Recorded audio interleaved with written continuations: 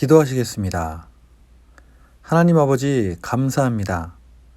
지난밤도 지켜주시고 오늘도 이 하루를 말씀과 함께 시작하게 하심에 감사드립니다. 오늘도 허락하신 말씀을 읽고 나눌 때에 이 자리에 함께하여 주셔서 말씀이 이해되고 깨달아지게 하여 주시옵소서. 오늘도 말씀 붙잡고 승리하는 하루 되게 하여 주시옵소서. 예수님의 이름으로 기도합니다. 아멘.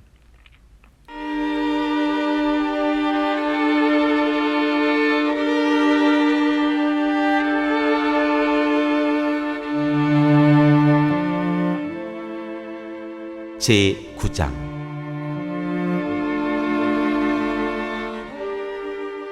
이스라엘 이웃나라들에 대한 심판 경고. 주님께서 경고하신 말씀이다. 주님의 말씀이 하드락 땅에 내리고 다마스쿠스에 머문다.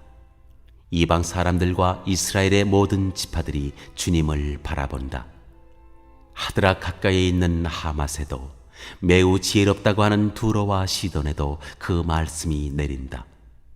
두로가 절을 지킬 요새를 짓고 티끌처럼 은을 긁어 모으고 길거리에 진흙같이 금을 쌓아 놓았지만 주님께서 그들을 쫓아내시며 바다에서 떨치던 그의 힘을 깨뜨리시고 상읍을 불에 태워 멸하실 것이다. 아스글론이 그것을 보고 두려워할 것이며 가사도 무서워서 벌벌 떨 것이며 에그론도 희망을 잃고 떨 것이다. 가사에서는 왕의 대가 끊길 것이고 아스글론에는 사는 사람이 없어질 것이다. 아스돗은 낯선 외국인들이 차지할 것이다. 주님께서 말씀하신다. 내가 블레셋의 교만을 꺾겠다. 내가 그들의 입에 묻은 희생 제물의 피를 닦아주고 그들이 씹는 역겨운 제물을 그 입에서 꺼내주겠다.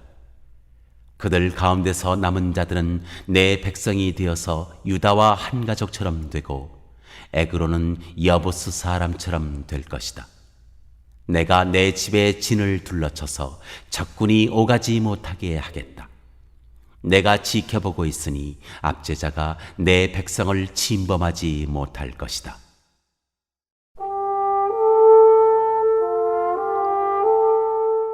앞으로 올 왕.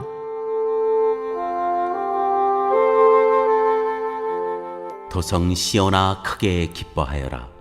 도성 예루살렘아 환성을 올려라. 네 왕이 내게로 오신다. 그는 공의로우신 왕, 구원을 베푸시는 왕이시다. 그는 온순하셔서 나귀, 곧 나귀 새낀 어린 나귀를 타고 오신다. 내가 에브라임에서 병거를 없애고 예루살렘에서 군마를 없애며 전쟁할 때 쓰는 활도 꺾으려 한다. 그 왕은 이방 민족들에게 평화를 선포할 것이며 그의 다스림이 이 바다에서 저 바다까지 유프라테스 강에서 땅끝까지 이를 것이다. 너에게는 특별히 너와 나 사이에 피로 맺은 언약이 있으니 사로잡힌 네 백성을 내가 물 없는 구덩이에서 건져낼 것이다. 사로잡혔어도 희망을 잃지 않은 사람들아, 이제 요새로 돌아오너라. 오늘도 또 말한다. 내가 네게 2배로 갚아주겠다.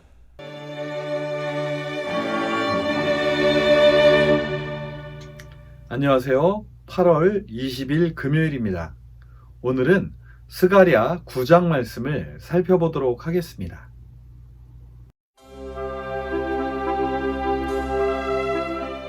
우리는 어제 포로에서 돌아온 유다 백성들이 무너진 성전을 재건하는 일을 다시 시작한 지 2년 정도가 지난 후에 주셨던 하나님의 말씀을 살펴보았습니다. 오늘부터 시작되는 9장부터 14장까지의 말씀은 크게 2개의 메시지로 구분할 수 있습니다. 첫째는 9장부터 11장까지 유대 주변 나라에 대한 경고와 하나님께서 보내실 왕, 그리고 구원에 대한 메시지이고, 두 번째는 12장부터 14장까지 이스라엘 백성에게 주시는 경고의 말씀입니다. 오늘은 첫 번째 메시지인 9장 내용을 살펴보도록 하겠습니다. 성전이 재건된다는 것은 무엇을 의미하는 것일까요? 그것은 곧 하나님의 다스리심이 다시 시작된다는 것이고, 이는 곧 유다 백성들의 회복을 의미하는 것일 것입니다. 에스라 5장을 보면 성전 공사가 다시 시작되자 대적들이 이를 방해하고 또 이제 막 왕이 된 다리우스에게 상소를 올리는 장면이 나옵니다. 하지만 적들의 의도와는 다르게 다리우스는 오래된 고레스의 칙령을 발견하고 고레스의 뜻을 받들어 성전 공사에 돈을 대주고 방해하지 말 것을 확실히 명령합니다. 이를 본 유다 백성들은 자신들이 하고 있는 일이 하나님의 뜻임을 더욱 명확히 알게 되었을 것입니다. 이어서 하나님은 스가랴를 통해 하나님께서 앞으로 이루어 가실 계획을 말씀해 주시는데요. 그것이 바로 오늘 스가랴 9장부터의 말씀입니다. 먼저 하나님은 9장 1절부터 8절까지 유다 주변 나라들에 대해 경고하고 계십니다. 1절과 2절을 보시겠습니다. 주님께서 경고하신 말씀이다. 주님의 말씀이 하드락 땅에 내리고 다마스쿠스에 머문다. 이방 사람들과 이스라엘의 모든 지파들이 주님을 바라본다. 하드락 가까이에 있는 하마세도 매우 지혜롭다고 하는 두로와 시돈에도 그 말씀이 내린다. 하나님은 과연 이들에게 어떠한 경고를 하시고 계시는 것일까요? 3절부터 6절까지를 보시겠습니다. 두로가 저를 지킬 요새를 짓고 티끌처럼 은을 긁어 모으고 길거리에 진흙같이 금을 쌓아 놓았지만 주님께서 그들을 쫓아내시며 바다에서 떨치던 그의 힘을 깨뜨리시고 성읍을 불에 태워 멸하실 것이다. 아스글론이 그것을 보고 두려워할 것이며 가사도 무서워서 벌벌 떨 것이며 에그론도 희망을 잃고 떨 것이다. 가사에서는 왕의 대가 끊길 것이고 아스글론에는 사는 사람이 없어질 것이다. 아스돗은 낯선 외국인들이 차지할 것이다. 주님께서 말씀하신다. 내가 블레셋의 교만을 꺾겠다. 이 말씀을 요약하자면 하나님은 이 나라들의 교만을 꺾으시겠다는 것이지요. 이것을 성전을 짓고 있는 그 당시의 상황에 비추어 다시 정리해 보자면 하나님께서는 유다의 주변 나라를 다스리고 계시니 너희는 아무 걱정 말고 성전 공사에 집중하라는 메시지라고 할 수 있을 것입니다. 하나님의 첫 번째 계획은 유다 주변 나라의 교만을 꺾으시고 유다 백성들의 사기를 북돋워 주시겠다는 것입니다. 그렇다면 두 번째 계획은 무엇일까요? 그것은 바로 하나님의 뜻을 이룰 왕을 보내신다는 것입니다. 그 왕은 어떤 왕일까요? 9절을 보시겠습니다. 도성 시온아 크게 기뻐하여라. 도성 예루살렘아 환성을 울려라. 내 왕이 내게로 오신다. 그는 공의로우신 왕, 구원을 베푸시는 왕이시다. 그는 온순하셔서 나귀, 곧 나귀 새끼인 어린 나귀를 타고 오신다. 스가랴가 묘사하는 하나님께서 보내시는 왕은 공의로우신 왕이시며 구원을 베푸시는 왕이십니다. 그리고 그는 온순하셔서 나귀 새끼를 타고 오신다고 합니다. 그렇다면 하나님은 이 왕을 통해 어떤 일을 이루시려고 하시는 것일까요? 10절을 보시겠습니다. 내가 에브라임에서 병거를 없애고 예루살렘에서 군마를 없애며 전쟁할 때에 쓰는 활도 꺾으려 한다. 그 왕은 이방 민족들에게 평화를 선포할 것이며 그의 다스림이 이 바다에서 저 바다까지 유프라테스 강에서 땅 끝까지 이를 것이다. 그렇습니다. 하나님은 전쟁을 없애시고 그 세우신 왕으로 하여금 평화를 선포하게 하실 것입니다. 그리고 그 왕은 땅 끝까지 다스리게 될 것입니다. 이것이 바로 하나님의 두 번째 계획입니다. 하나님은 또한 이 두 가지 하나님의 계획을 말씀하시면서 유다 백성들을 향해 이런 말씀을 하십니다. 11절부터 13절 말씀입니다. 너에게는 특별히 너와 나 사이에 피로 맺은 언약이 있으니 사로잡힌 내 백성을 내가 물 없는 구덩이에서 건져낼 것이다. 사로잡혔어도 희망을 잃지 않은 사람들아, 이제 요새로 돌아오너라. 오늘도 또 말한다. 내가 내게 2배로 갚아 주겠다. 유다는 내가 당긴 활이다. 에브라임은 내가 먹인 화살이다. 시온아, 내가 내 자식을 불러 세워서 그리스의 자식을 치게 하겠다. 내가 너희를 용사의 칼로 삼겠다. 하나님은 유다 백성들을 특별히 구하실 것이라고 약속하십니다. 왜냐하면 그들은 피로 언약을 맺었기 때문이라고 말씀하십니다. 그리고 하나님은 그들을 사용하시어 그리스의 자식을 치시겠다고 말씀하시는데 일부 학자들은 이것이 아마도 알렉산더 대왕 이후 4개로 나누어진 그 나라에 맞서 싸우는 이야기일 것이라고 말합니다. 하나님께서 여기서 성전을 짓고 있는 유다 백성들에게 하시고 싶으신 말씀은 무엇일까요?